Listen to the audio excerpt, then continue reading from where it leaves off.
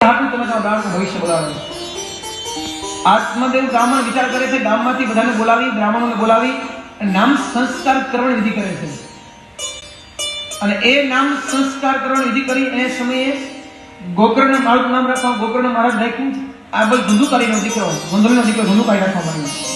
બેની નામકરણ સંસ્કારની વિધિ થઈ, મોટા થયા, પાઠશાળાની અંદર વિદ્યા અભ્યાસ માટે મોકલા છે બંને ભાઈઓને. અને એ ભણતાના સમયે થોડોક સમય વિધિ થયો પાછળથી સુખદેવજી મહારાજ વંદન કરતા સમયે આગળ સોણકાદી ઋષિમુનિઓ વંદન કરતા કહે છે, ગોકર્ણ પંડિતો જ્ઞાની ધુંધુકારી મહાખલન. ગોકર્ણ મહારાજ પંડિત બન્યા, વિદ્યાઓને જાણનારા બન્યા, મંત્ર જાણનારા બન્યા, અને ધુંધુકારી મહાખલ ઋષિ બન્યો છે. આ બધી વાત કરતા આત્મદેવ બ્રાહ્મણ